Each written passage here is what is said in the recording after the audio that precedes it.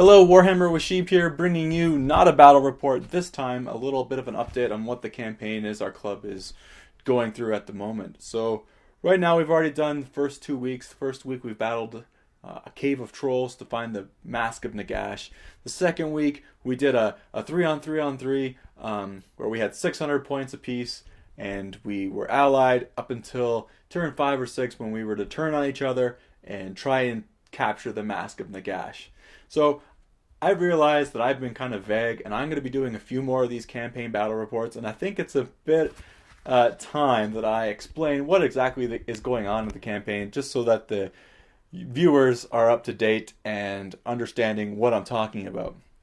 So how it works is it's kind of like a mix between role-playing and Warhammer, where you get a storybook character who has the stats of an Empire hero, and you level up basically a stat every time you play. And then every third time you play, you level up a specific kind of attribute that allows them to do other kinds of cool things. And it's at random, it's through a D8, and I can go through them quite quickly. But everybody levels up their hero. The idea behind it is you can take other heroes and lord choices. However, you can't take any magic items or banners. And that's because at the start of the game you are given a random set of magic items. Now these items go back from the first days of Warhammer, so some of them are completely broken and hilarious, and others are kind of just fun and to use. So it doesn't really, you can't really plan your strategy around these magic items. It could be a magic banner on a unit that may never be even able to take a banner, but are allowed to take this magic standard for the particular game. So it adds a bit of fun and a bit of randomness, and we see a little bit of different combinations, trying to use some other unit choices that you wouldn't normally see. So this is the campaign. It's progressive. The idea behind the storyline is this ancient evil Nagash is coming back to Earth, and it just coincided perfectly. We had it as a generic wizard necromancer, but with the release of the End Times and the Nagash campaign, we thought, why not? We're going to be buying the model. We want to use it in one of the end games. Wouldn't it be kind of fun if the wizard that we brought back was none other than Nagash himself? So that's kind of how the story came to be, and we worked it into the campaign. As it's evolving right now, it's jumping from general to general. The mask gives you insane powers. So let me just go through quickly what you get when you are holding the mask. Or the relic. Alright, I'll read here. The relic imbues any who wield it with tremendous powers and has the following rules. The relic must be held by the character. It cannot be dropped voluntarily. The relic will destroy any magic items your character is holding when you come into its possession.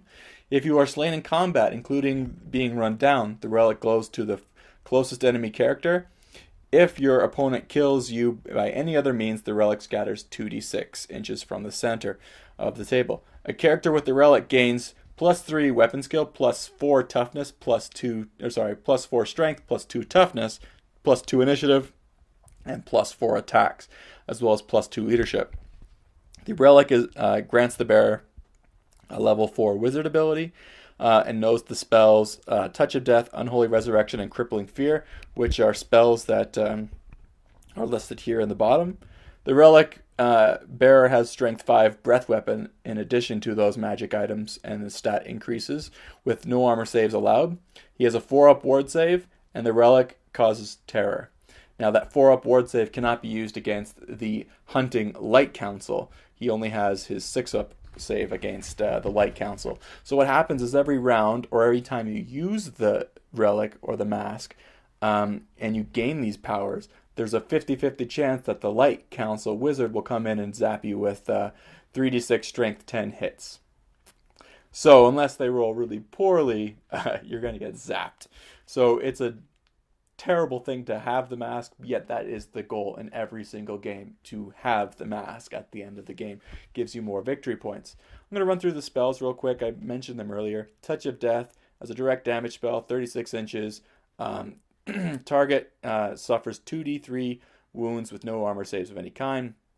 Unholy Resurrection is an augment spell with 48 inches, targets a single friendly unit, and immediately regains 3d6 wounds lost in the battle already.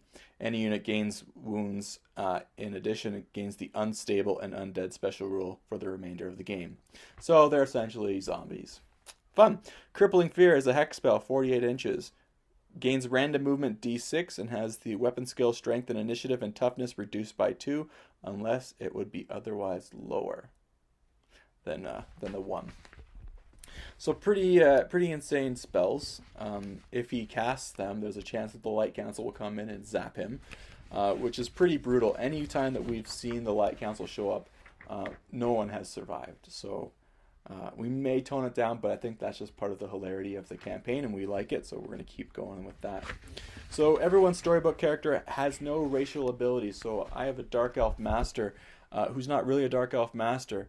They have the Empire Hero stat, and they don't have Murderous Prowess. They don't have Always Strike First. They have the generic stat line.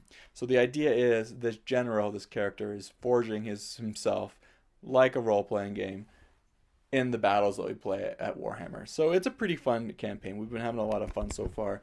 My character is fortunate enough to have rolled for both stat increases to be on his strength, which is exactly what I wanted. The max strength you can be is 6, and I'm already at strength 6. So I am feeling my character's pretty sufficient punch-wise, but there are other things to compensate that other characters have. My character's special ability is the Weapon Specialist. And I'm just going to read them real quick just so that everyone knows the special abilities that you can get on your character. So aside from gaining additional weapon skill and ballistic skill, strength, toughness, initiative, attack, wound, and leadership, all to certain allotted maximums, you can roll a d8 on the ability chart. So the first ability is Shield Specialist. He can always parry on a 5+, even when mounted. Arcane Focus. The hero has figured out some wizardly secrets and counts as a level 1 wizard and knows one spell randomly from the 8 Lords of Magic. Your hero can never roll more than 3 dice to cast the spell, however. Lightning Rod. This one's a fun one. Your character attracts magic like moth to a flame. Whenever a spell is cast and your hero can dispel it, he chooses to dispel it with D3 automatic wounds. Any model in base context suffers a strength 5 multiple wound D3 hit. No saves of any kind are allowed against this in damage. So this is hilarious if you are in combat and someone tries to cast a spell on it.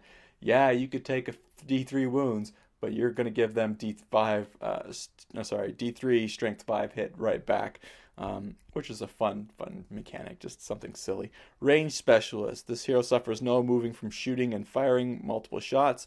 He's got like true flight arrows from the Wood Elves. You also ignore move or fire special rule. And you can always stand and shoot, so there's no minimum distance for stand and shoot reactions. Cool. Thunderous Strike. You always strike last. Requires 2 hands. You sacrifice all your attacks for a Thunderous Strike.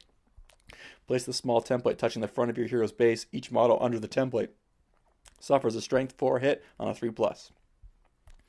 If used against a lone model, it does a strength 10 hit with multiple wounds D3 that must roll to hit as normal. Number 6, Furious Charge. The hero gains impact hits 2d3 special rule. So a little bit of an ogre charge there. Hero of War. While the hero is engaged in combat, friendly units 18 inches may re-roll failed leadership tests using his leadership. Once per game, you may force a fleeing unit to auto rally.